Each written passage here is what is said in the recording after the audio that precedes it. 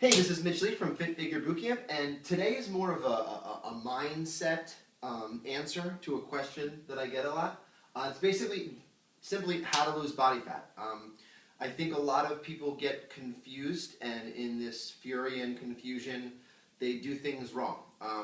Quite often they do things the exact opposite of what you should do, so I'm just going to give you like a quick idea of how to set your mind up for how to lose body fat. And once you get this, it's really, really simple if you are patient and consistent. Okay, it doesn't take any extraordinary skills other than patience and consistency. Okay, the wrong way to lose body fat or think about losing body fat would be to, and you ask yourself if this is you or most women that you know, is to immediately get crazy and go into what's called a severe calorie deficit. Okay, that means that you drop your calories really low, really fast, and that's terrible. Okay, you'd think that's good because when you're in a caloric deficit, your body has no choice but to lose body fat. It's just math. Okay, if 1,500 calories a day is what you need, and you're currently eating 2,000, you go down to 1,000. You'd think that you'd start to lose body fat relatively quickly, and maybe for a couple of days or a couple of weeks you will, but the severe word in the severe calorie deficit is where you get sort of bit in the butt at the end, very quickly after you do that. And let me just explain why.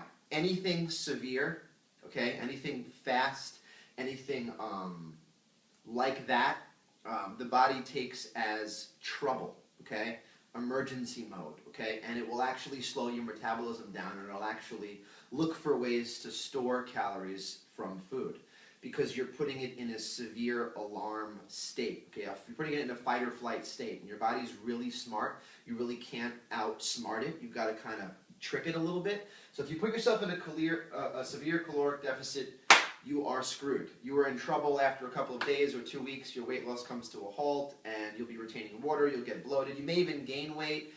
Your hunger cravings will be absolutely out of control, and it's just it's a nightmare. It doesn't work. It doesn't work long term. It doesn't work at all. It never has.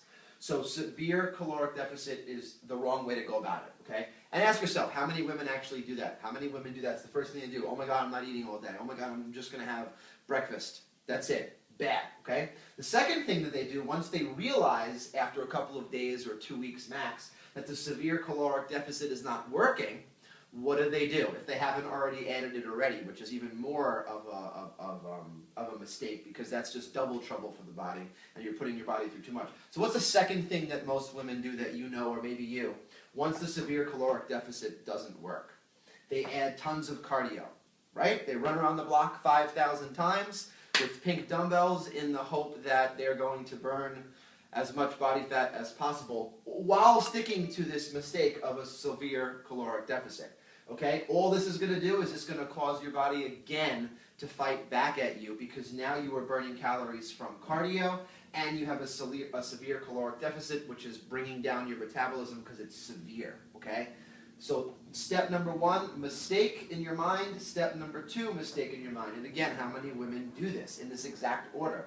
Step number three, when they've almost given up, is that they add resistance training while doing more of 1 and 2, okay? Resistance training is really, really good, and I'm going to tell you the right way in a second, but they actually decide to do this as a last resort while being in a severe caloric deficit. So you can't resistance train properly when you're in a severe caloric deficit, okay? And you can't resistance train properly when you're doing tons of cardio, because you're spending too much energy doing cardio and you're too tired, and you're not eating enough calories, so you can't actually build muscle. So mistake number one, mistake number two, and then mistake number three, even though resistance training is actually important, and I'll show you over here in a second, and then that's where they completely give up, okay, frowny face, and they say, oh, I've tried everything, it doesn't work. I've tried resistance training, that didn't work. I've tried cardio, that doesn't work. I've tried dieting, that doesn't work. Well, you're doing things wrong, okay, in your mindset. The order is wrong in which you're thinking about it, okay?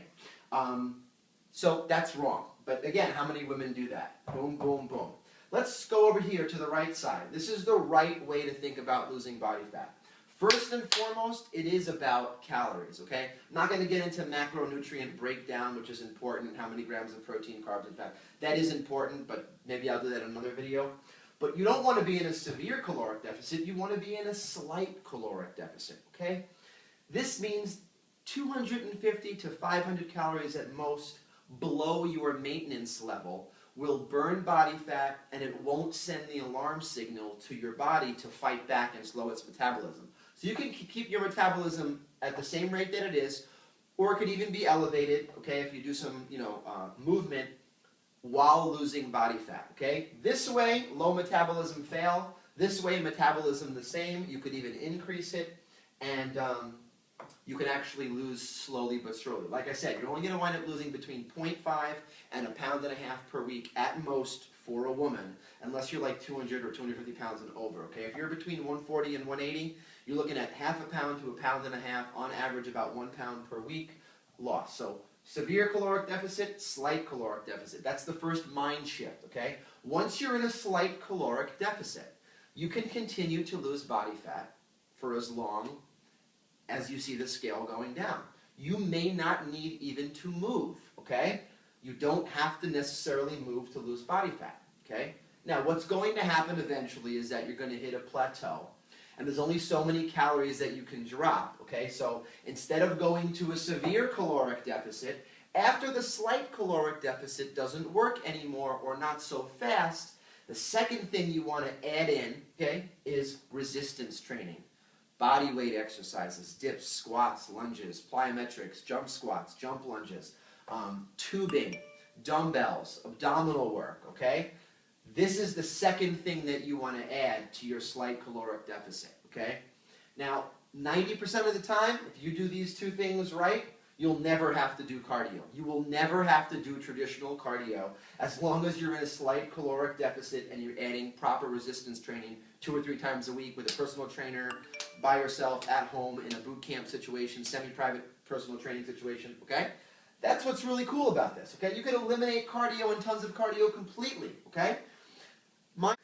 Now, if you want to accelerate, okay, accelerate your results, because cardio is not necessary, but if you want to accelerate your results and you're seeing, the scale only like, you're only losing like 3/4 pound per week, and you want to make sure it's 1 or 1.25 or 1.5, then yes, you can add cardio only if necessary. But let me ask you a question. If a slight caloric deficit is working and resistance training 3 times a week is working for you, why would you even want to bother with cardio? It would be a waste of time. It does burn body fat, yes, but if you don't take care of these two things first, then you can run around the block all day long, 2 hours a day, and you'll see very little results. Now, also keep in mind why resistance training is more important than cardio. Resistance training keeps your metabolism elevated for 24 hours, okay? It's not just how many calories you burn in a workout, it's the elevation of your metabolism. And also keep in mind is resistance training fights the problem, okay? Whereas cardio fights the symptom, okay? Women 35, 40, 45 start to feel like they're putting on body fat, okay, and their metabolism is slowing down, and they're getting loose in certain areas that they don't want to get loose in, and they run around the block. Well, the reason why that's happening is because after the age of 30, you're losing like 0.5 pound of muscle tissue every year. So by the time you're 45, you've lost a significant amount of muscle tissue, which cardio won't fix, okay? Resistance training will add muscle tissue back onto your body, which will elevate your metabolism. It'll also get you toner, leaner, tighter, more attractive, sexier arms, lifted butt. This is something that cardio does not do, people. That's what's so important about this, okay? You can take a big, soft-shaped body and do tons of cardio, and the best you can expect is a soft, pear-shaped body. There'll be no change in definition, in curvature, in lift with doing cardio. Just won't happen. It doesn't. That's not what cardio addresses. It burns body fat, but if underneath body fat is no muscle, then you're going to be stringy. You're going to be loose. You're going to be flabby in the back of the arms. That's why resistance training is way more important than cardio. So I hope this mindset shift helped, okay? Wrong, wrong, and wrong. And the order is all off, but 90% of women do this. Slight caloric deficit, check. You can lose body fat just by doing this, but of course you're probably going to want to tone and tighten while you're doing that. You do this, and then only if necessary you want to add cardio. And the last thing I'll add to this, maybe I'll do another video, is you can do 2 types of cardio. I'm smack dab in the middle of both, and I like the benefits of both, and I personally do both. You can do longer steady state cardio for 30 to 45 minutes. I don't think anything more than 45 at a good pace, okay, but not a crazy pace. And you'll burn about 7 to 8 calories per minute at most on that. Or if you're pressed for time and you want to do what's called high intensity interval training, HIIT, you can Google that, or something like sprints. Then you only have to do that for about 10 to 20 minutes. So that's a huge time saver, and it also does shift the metabolism higher, and it causes more of a metabolic effect than longer steady state cardio, okay? But there are benefits to both, and there are reasons why you want to be able to implement both depending on the day. If you are not that in shape, you may want to start with steady state cardio. If you're really in good shape and you want to tweak, high intensity interval training. If you're pressed for time, high intensity interval training. If you're a little injured, steady state cardio. So there are reasons why you want to incorporate both, but that's another video, another whiteboard. But I hope that you understand that this is going to lead to the smiley face. And maybe one last thing I'll just say is this, okay? I know I said severe and I know I said slight, but without knowing your numbers here, you're completely going to fail.